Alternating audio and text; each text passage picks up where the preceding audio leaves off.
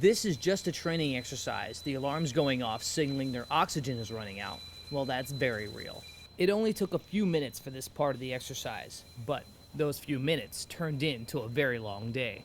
Right now, unknown agent, we don't know the signs and symptoms. The training began with a meeting between the 48th Civil Support Team from Florida and the 45th CST from Tennessee. Initially, we were going to be part of the exercise with them, and as it turned out, they wanted us to put the lane on. And what Tennessee was tasked with was to create a lane. We asked the commanders, what would you like to see in your training, and then we write that into our scenario. And try to give them a challenging scenario, but we're looking at an all hazards event, chemical, biological, and radiological. In this room, we're testing yellow cake, which is a type of uranium.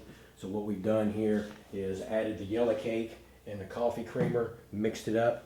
We're putting it in the coffee and then feeding the patient the coffee to see what type of signs and symptoms they're going to get from radiation poisoning. Of course, all of these details are known only to the members of the 45th CST. The 48th, the 31st from Delaware, and the 43rd from South Carolina will have to make these discoveries as the training plays out.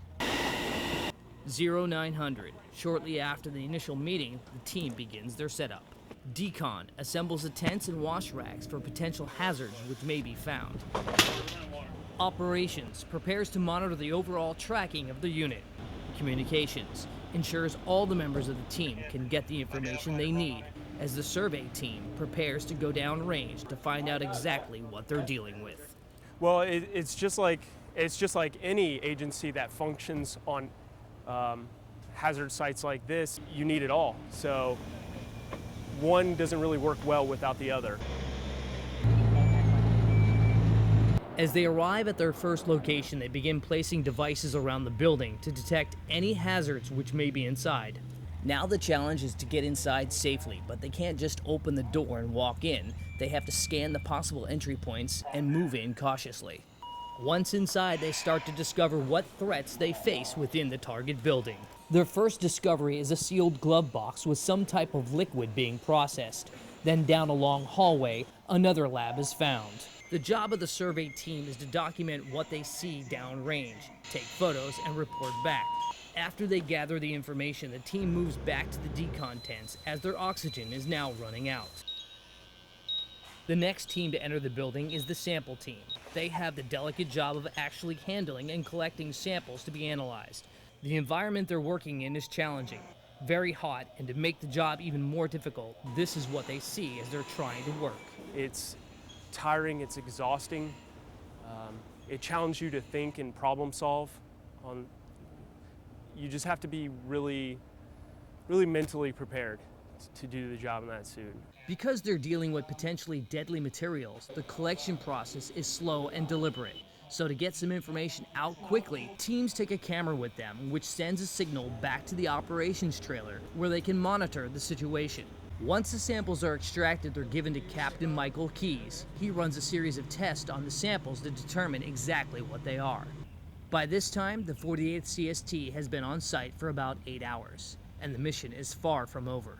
And that's exactly how this training scenario is supposed to play out. It's designed to challenge the unit in their response, and according to Lieutenant Colonel Jeff Brown of the 45th CST. And also to exercise their inter-team coordination, being able to do a handoff to another team, being able to brief them, get them spun up, basically a relief in place type mission.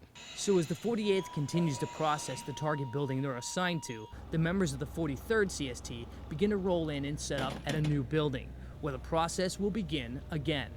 First Sergeant Jason Fowler has been with the 43rd CST for about 11 years and knows the importance of this type of training.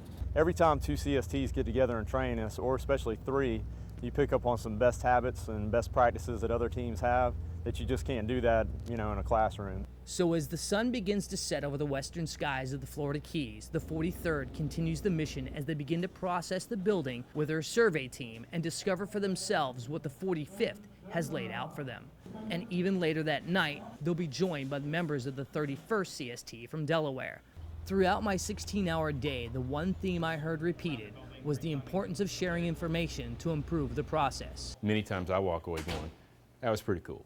I think we're going to adopt that. Especially teams within the FEMA region, like we are with Florida, get together and do these type of operations. So In the event that it was ever an incident that overwhelmed one CST, they knew that they could call upon us to come help them. Reporting from Naval Air Station Key West, I'm A.J. Artley for the Florida National Guard. Always ready, always there.